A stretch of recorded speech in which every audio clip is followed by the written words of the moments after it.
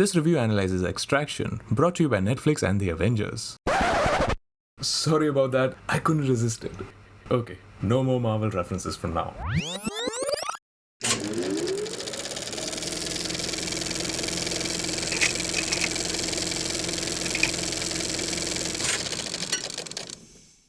Extraction is the story of a mercenary Tyler Rake, played by Chris Hemsworth, who's enlisted to rescue the son of an Indian drug kingpin after he's kidnapped by the rival drug lord in Bangladesh. The movie is the directorial debut of Sam Hargrave, the stunt coordinator for MCU blockbusters like Endgame and Civil War. The screenplay is by Joe Russo, and the producers of the film include Joe and Anthony Russo.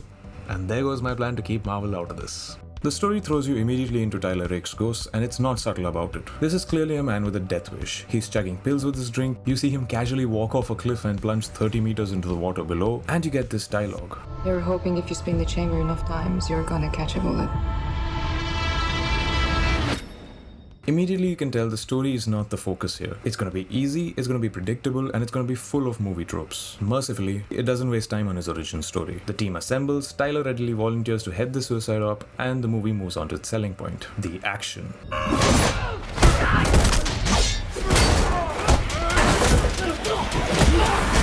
Once in Dhaka, the enemy's territory, predictably plans go to shit, escape routes are blocked, and Tyler's left to fight his way out with the drug lord's son in tow. Here, director Sam Hargrave sets the film in a class of its own. The fight scenes are punishing, they're gritty and expertly choreographed. And it's a thing of beauty to watch Chris Hemsworth dispense of the various militia. And this time he gets to show off the Captain America in him. He can bust through zip ties, and his hits and kicks send goons flying.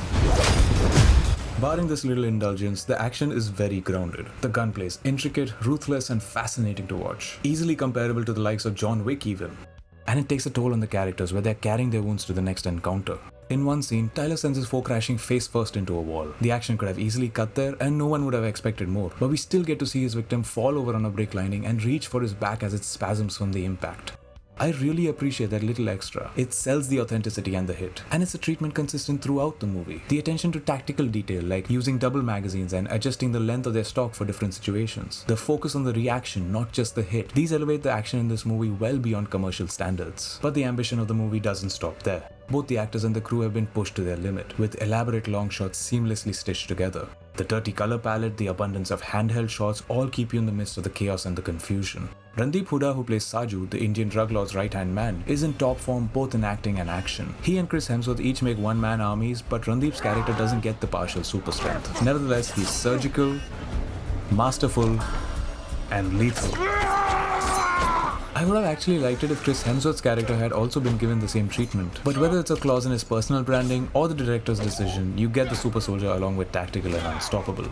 As other performances go, Pankaj Tripathi, who plays Indian drug kingpin O.B. Mahajan Sr., sells you on the ruthless nature of his character even with his limited screen time. Priyanshu plays his character Bangladeshi drug lord Amir Asif with a carefully controlled menace about him. David Harbour as the mercenary Gasper balances a delicate role with ease. And Golshifteh Farahani, who plays the leader of the op Nick, is convincing even though she looks a little too lovely for a mercenary. Rudraksh Jaiswal's accent as O.V. Mahajan falters a little during the incessant calls for help in the action sequences, but his performance is solid otherwise and nuanced in the quieter moments.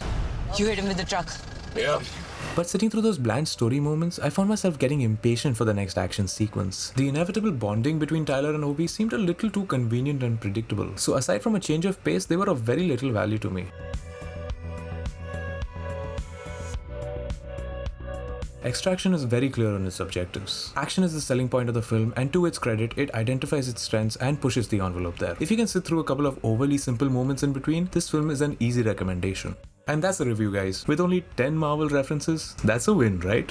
Anyway, I hope you found this helpful. Let me know if you did by leaving a like or a comment below. And don't forget to subscribe if you want to see more reviews like this. My name's Akshay, thank you so much for watching, and I'll see you in the next video.